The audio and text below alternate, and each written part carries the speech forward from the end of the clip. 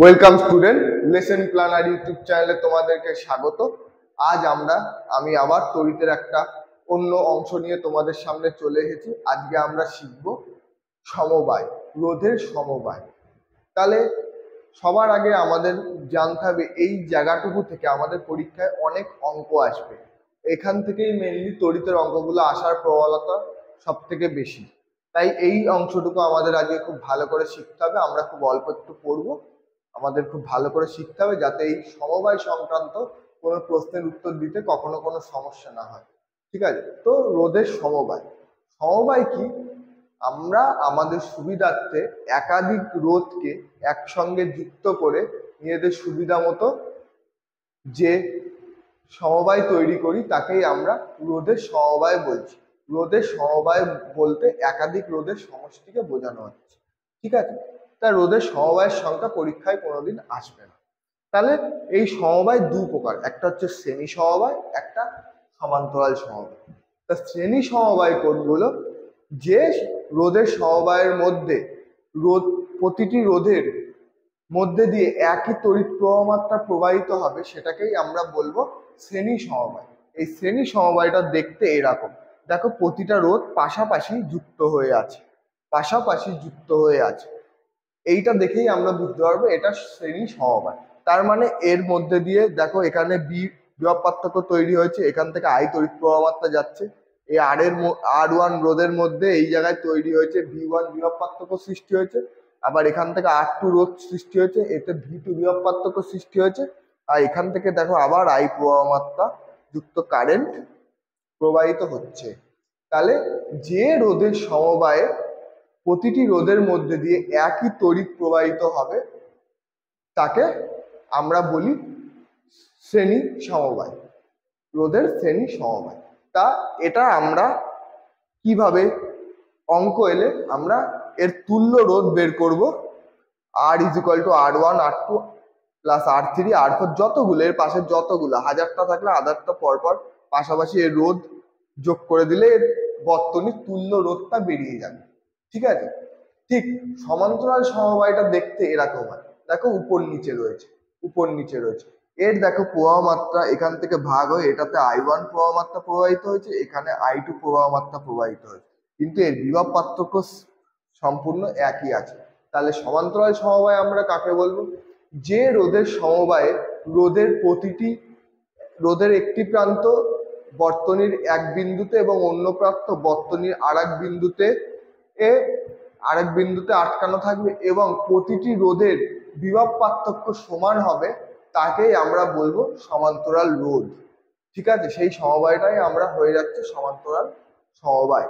তাহলে দেখো এর ক্ষেত্রে V স্থির আর এর ক্ষেত্রে I স্থির, তার মানে এর প্রবাহ মাত্রা সেম আর এর বিভব পার্থক্যটা সেম।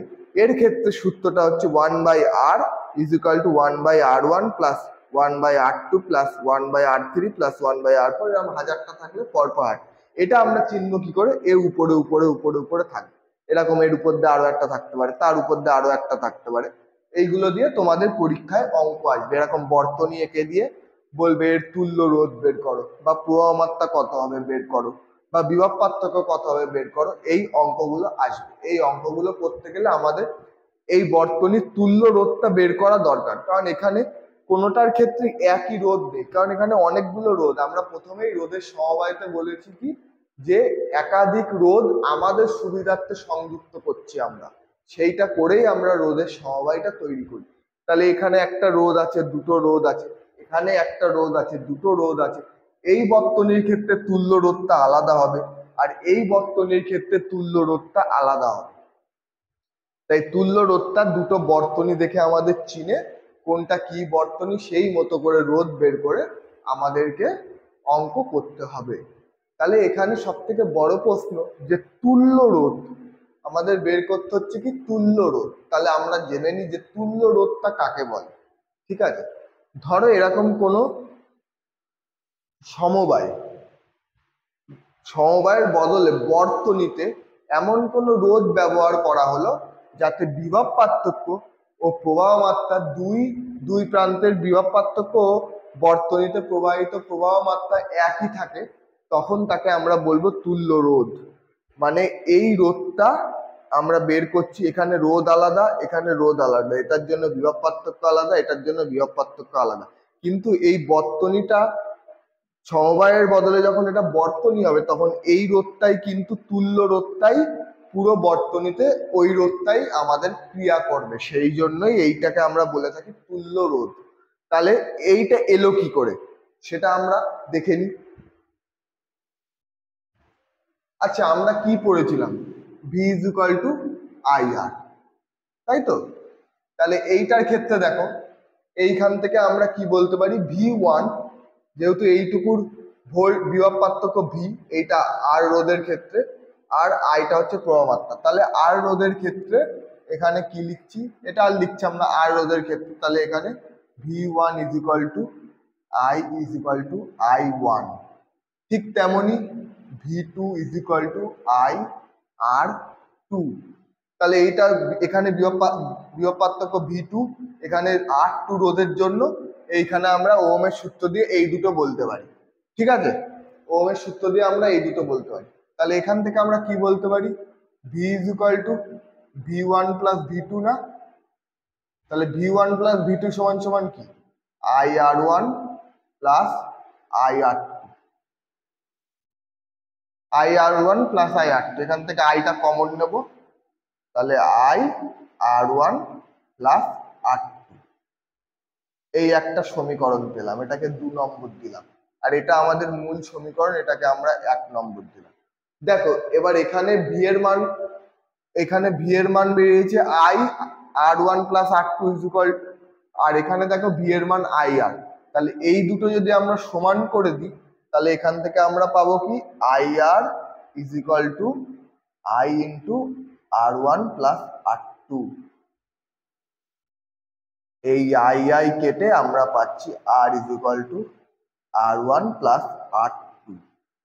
এটাই হচ্ছে আমাদের এই বর্তনীর তুল্য রোধ। আর এই সূত্রটাই দেখো আমি এখানে লিখেছি, আর one plus R two plus আর থ্রি প্লাস আর ফোর ডট ডট ডট, এটা ইনফিনিটি পর্যন্ত যতগুলো থাকবে ততগুলো। ঠিক এখানেও দেখো আমি এই বর্তনীটা ধরে তোমাদের ভি ওয়ান ভি টু দুটো রোধ দিয়ে আমি কিন্তু এখানে প্রমাণ করে দিলাম যে এই সূত্রটা আমাদের ক্ষেত্রে প্রযোজ্য। তাহলে ওহমের সূত্র অনুযায়ী আমরা কি জেনেছিলাম, V is equals to I R, আর এই বর্তনীতে তাহলে ভি ওয়ান সমান সমান আই ইন্টু আর ওয়ান, আর ভি টু সমান সমান আই ইন্টু আর টু। তাহলে টোটাল ভোল্ট কত হচ্ছে, V one plus V two. এই ভি ওয়ান মানটা আমরা এখানে জানি আর ভি টুর মানটা জানি, তাই V is equal to I into R one plus R two. এই দুটো সমীকরণকে আমরা সমান করে দিলাম, সমান করে দিলে I R is equal to I into R one plus R two হলো, এই দুটো আই আমি কেটে দিয়ে R is equal to R one plus R two. এটা আমরা বের করলাম শ্রেণী সমবায়ের তুল্য রোধ। এইভাবে বের করতে হবে। এটা তোমাদের বের করতে দেবে না আশা করছি, তাও আমি করিয়ে দিলাম, যদি তাও একটু দেখে যাও, যদি কোনো প্রশ্ন ভালো করে স্ট্যান্ডার্ড প্রশ্ন হয় তখন এই ধরনের জিনিসগুলো দিতে পারে, দিতেই পারে যে শ্রেণী সমবায় কাকে বলে, তার চিত্র অঙ্কন করে তুল্য রোধ কিভাবে বের করবে সেটি প্রমাণ করে দেখা। এই প্রশ্নটা যদি দেয় পরীক্ষার প্রশ্ন, খুবই স্ট্যান্ডার্ড হয়ে যাবে। এতটা স্ট্যান্ডার্ড প্রশ্ন নাও আসতে পারে, কিন্তু তাও যারা ভালো স্টুডেন্ট, যারা 100 পেতে চাও, তারা এই জিনিসগুলো দেখে যেতে পারো, এটা দরকারি। কিন্তু যারা অ্যাভারেজ মার্কস স্কোর করতে চাও তাদের এটা না দেখলেও হবে, কিন্তু এই জিনিসগুলো জানা দরকার। এই জিনিসগুলো আমি তোমাদের সবই বুঝিয়ে দেবো, যে 100 পেতে চাও সেও বোঝাবো, তার জন্য যে পাস করতে চাও তার জন্যও বোঝাবো, যে পড়াশোনাটা সিরিয়াস না নাও যাতে পাস করে যাও সেই জন্য আমি বোঝাবো।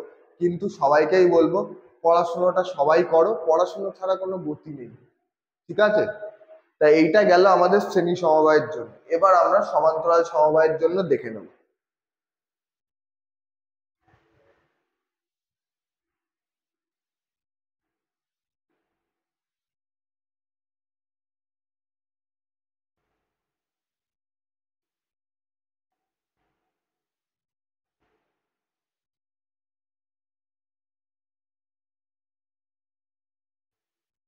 তাহলে সমান্তরাল সমবায়ের ক্ষেত্রেও ঠিক V is equal to I R, এটাকে আমরা একটু চেঞ্জ করব, সেই জন্য আমি এখানে 1 নম্বর সমীকরণ দিচ্ছি না, সেটা এখানে করে দেখাবো, এটা ফাঁকা না।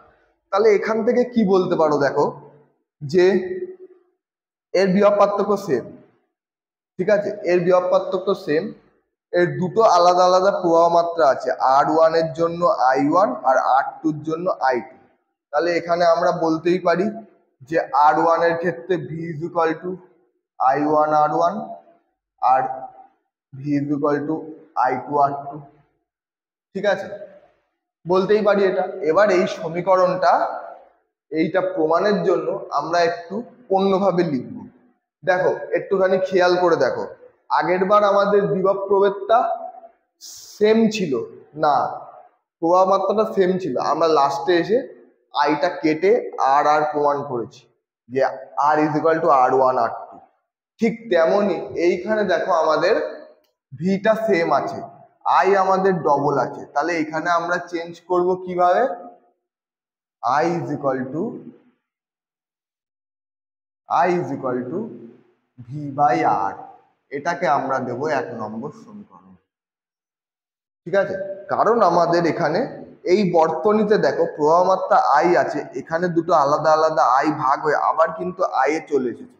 ঠিক এইখানেও দেখো বিভব পার্থক্য ভি আছে, এখানে V1 V2 হয়েছে, কিন্তু পুরো বর্তনীর বিভব পার্থক্য কিন্তু ভি আছে, সেইটা দেখেই আমরা এইটা চেঞ্জ করলাম, ঠিক আছে। তাহলে এটা চেঞ্জ করলাম যখন, এটাও চেঞ্জ হবে, তাহলে I1 সমান সমান V by R1 R I2 সমান সমান ভি বাই R2।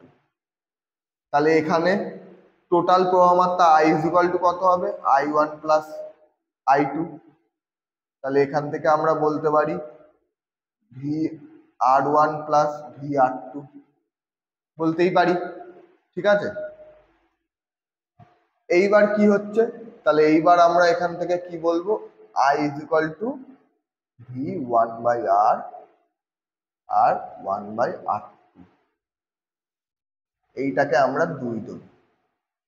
তাহলে আবার এই 1 আর 2 সমান করে দেবো, তাহলে V R is equal to V into 1 plus R by 1 1 plus R by 2। তাহলে এই বি কেটে গেল, তাহলে 1 by R is equal two 1 by R1 plus 1 by R। দেখো এই সূত্রটাই আমি এখানে লিখেছি, 1 by R is equal two 1 by R1 1 by R2 1 by R3 1 by R4 dot dot dot dot infinity. যতগুলো থাকবে এখান থেকে তুমি বাড়াও না,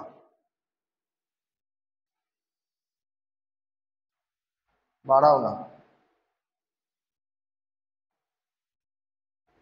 সব আরো বাড়ালে বাড়াতে পারো, যত খুশি, এই শুধু এই বিন্দু থেকে হতে হবে, তাহলে গিয়েই কিন্তু এটা হবে, ঠিক আছে।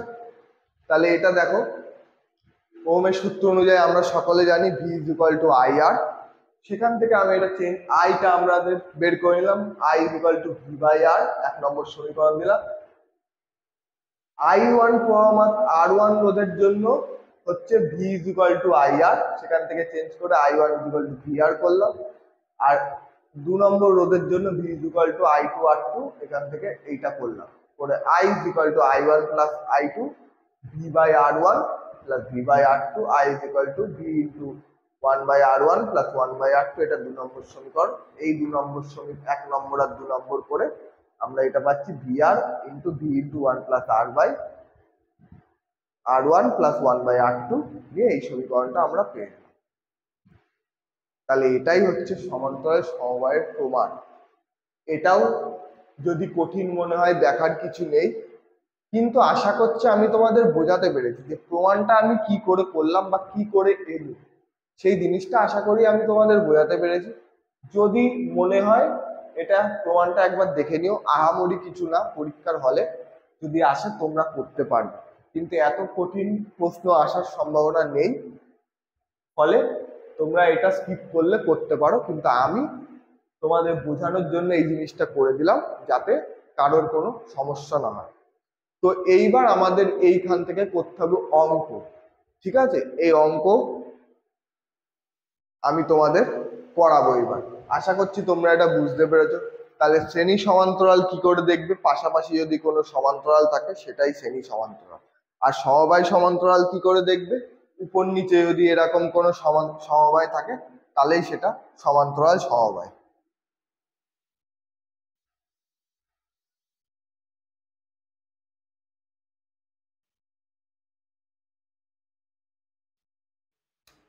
ধরো এরকম একটা বর্তনী,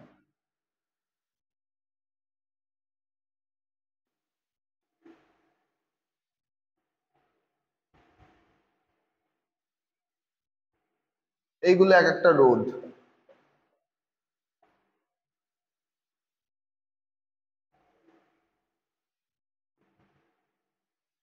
এটা যত বড়ই হোক না কেন, এটা আমাদের, আমরা বুঝে যাবো যে পাশাপাশি আছে, পাশাপাশি আছে, পাশাপাশি আছে, তার মানে এর প্রবাহ মাত্রাটা সেম, আই কারেন্ট সেম ভাবে প্রবাহিত হচ্ছে, আই কারেন্ট সেম ভাবে প্রবাহিত হচ্ছে। ঠিক আছে, এর বিভব পার্থক্য, প্রতিটার বিভব পার্থক্য আলাদা হয়ে যাচ্ছে এখানে, আর এখানে আলাদা আলাদা রোধ আছে।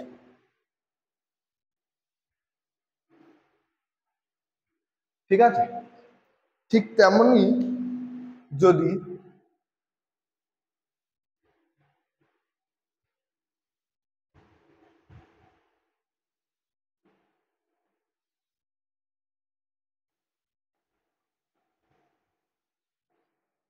ঠিক তেমনই যদি কোনো সার্কিট এরকম হয়,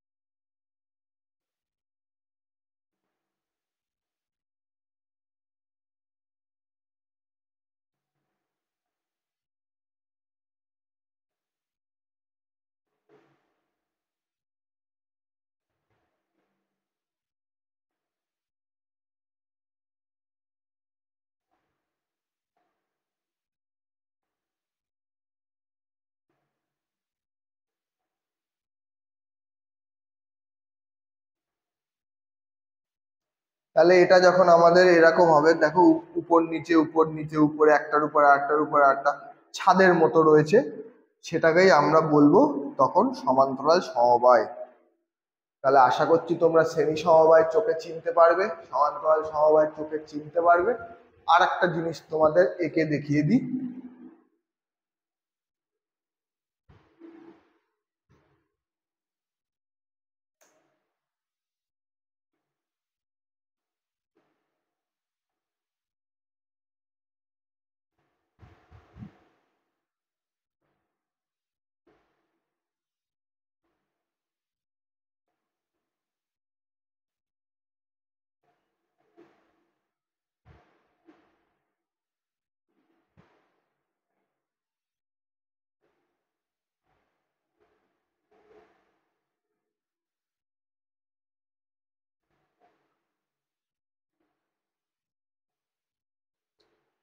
দেখো এটা তাহলে কি ধরনের সমবায় হচ্ছে। হ্যাঁ, এটা তাহলে কি ধরনের সমবায় হচ্ছে, দেখো এইটুকু হচ্ছে আমাদের একটা সমান্তরাল সমবায়। এই সমান্তরাল সমবায় একটা তুল্য রোধ বেরোবে, R1 = R2 R3 করে, এই যেটা বেরোবে আমি ধরলাম এটা বেরোলো R4, এইটা বেরোলো, আমি মেনে নিচ্ছি। ঠিক এই R4টা এইটা আর এইটার সাথে কিন্তু আবার শ্রেণী সমবায় রয়েছে, তাহলে এর তুল্য রোধটা কি হবে, R =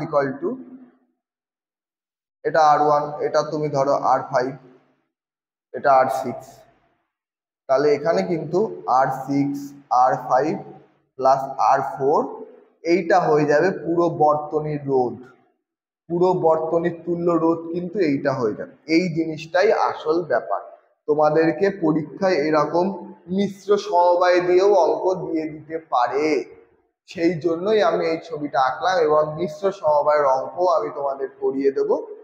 এইবার আমরা শুধু অঙ্ক করব, দুটো তিনটে অঙ্ক করব, করলে আজকে আমাদের এই চ্যাপ্টারটা শেষ হয়ে যাবে। এটা অঙ্কটাই ইম্পর্টেন্ট, গাণিতিক বিশ্লেষণই এই জায়গাটুকু সব থেকে বড় পার্ট। তাহলে আমরা শ্রেণী সমবায় শিখলাম, আমরা সমান্তরাল সমবায় শিখলাম, আমরা মিশ্র সমবায়ও শিখলাম। এখানে শ্রেণী আর সমান্তরাল দুটোই আছে। তাই এটাকে আমরা বলবো মিশ্র সমবায়। তাহলে আশা করছি তোমরা বুঝতে পেরেছো। আমি সব মুছে অঙ্কগুলো লিখে তোমাদের সামনে আবার আসছি, তোমরা এটা দেখে নাও, ঠিক আছে?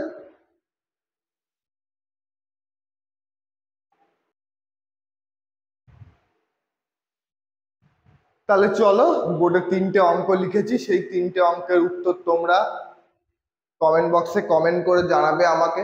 আমি তো অঙ্ক তোমাদের করেই দেবো, কিন্তু তার আগে তোমরা ভিডিও পজ করে নিজেরা চেষ্টা করো, ঠিক আছে?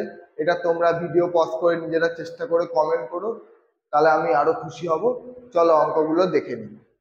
বলেছে 2 ওহমের 4টি রোধকে শ্রেণী সমবায়ে যুক্ত করলে তুল্য রোধ কত হবে? সমান্তরাল সমবায়ে 3 ওহম এবং 6 ওহম রোধের তুল্য রোধ কত হবে? আর দেখো এখানে একটা বর্তনী দিয়েছে, সেই বর্তনীতে 3টে রোধ আছে, 7.2, 8, 12 ওহম করে, আর বিভব পার্থক্য আছে 6 ভোল্ট। এই অঙ্কটা চেয়েছে যে মোট রোধ এবং প্রবাহ মাত্রা নির্ণয় করো। তাহলে তোমরা, আমি সরে যাচ্ছি, তোমরা ভিডিওটা পজ করে নাও, পজ করে 3টে অঙ্ক আমাকে করে দাও এখন, ঠিক আছে? এই 3টে অঙ্ক করতে খুব বেশি হলে 10 মিনিট লাগবে। সেই 10 মিনিট সময় তোমরা নিয়ে ভিডিওটা চালু করে আমার করার আগে পারলে কমেন্ট করে উত্তরগুলো জানিও, কিংবা পরে যারা দেখবে ভিডিও তারাও এই কাজটা করে থেকো। তা আমি অঙ্কগুলো করিয়ে দিচ্ছি, অঙ্ক শুরু করছি। তাহলে প্রথমেই আমরা বলেছি যে যদি ছবি এঁকে দেয় তাহলে আমাদের সমবায়টা চিনতে হবে সেটা শ্রেণী না সমান্তরাল। কিন্তু এখানে আমাদের বলে দিবে যে 2 ওহমের 4টি রোধকে শ্রেণী সমবায়ে যুক্ত করলে কত রোধ হবে। তাহলে শ্রেণী সমবায়ের ক্ষেত্রে আমরা কি জানি? R = R1 + R2 + R3 + R4। তাহলে এখানে সবগুলোই 2 + 2 + 2 + 2, তাহলে এখানে উত্তর হবে, তুল্য রোধ হচ্ছে 8 ওহম। প্রথমটার উত্তর 8 ওহম, তোমাদের সবার হলে আমাকে জানিও। আর সমান্তরাল সমবায়ে 3 ওহম এবং 6 ওহম রোধ বিশিষ্ট তুল্য রোধ কত? তাহলে সমান্তরাল সমবায়ের ক্ষেত্রে 1/R = 1/R1 + 1/R2। তাহলে এখানে 1/R মানে 1/3 আর 1/6। তাহলে লসাগু 6, এখানে 2 আর এখানে 1, তাহলে 3/6। এই 3 দিয়ে 6 কাটলে 2, তাহলে হাফ। তাহলে R1/R = হাফ, তাহলে R = 2 ওহম, ঠিক আছে? এটা কিন্তু 1/R বেরোচ্ছিল, 1/R মানে কিন্তু তুল্য রোধ না, R বের করতে হবে আমাদের, তাই 1/R = হাফ হয়েছে, তাহলে R হবে 2 ওহম। এইবার আসছি এই অঙ্কটায়। এখানে দেখো R1 দিয়েছে আমাদের কত? R1 7.2 ওহম, R2 8 ওহম, আর R3 12 ওহম। আচ্ছা, আমি তোমাদের একটু আগেই বললাম না যে এইটুকু আমাদের আছে সমান্তরাল সমবায়ে, তাহলে আগে আমরা এইটা বের করে নেব। তাই সমান্তরাল সমবায়, তাহলে আমরা এখানে লিখব যে যেহেতু R1 এবং R2 রোধ দুটি সমান্তরাল সমবায়ে আছে, তাই ওই R1 এবং R2 এবং R3 অবস্থিত সমান্তরাল সমবায়ের তুল্য রোধ হবে। তাহলে এখানে তুল্য রোধ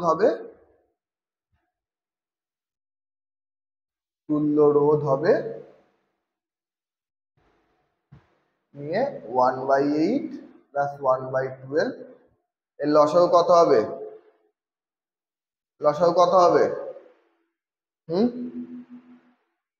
বলো লসাগু কত হবে? 8 আর 12 লসাগু 24। তাহলে এখানে 2 আর এখানে 3, তাহলে 5/24।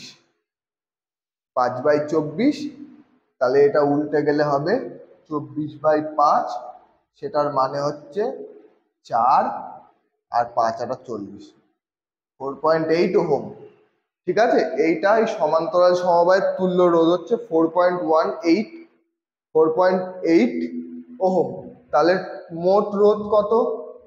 মোট রোধ হচ্ছে,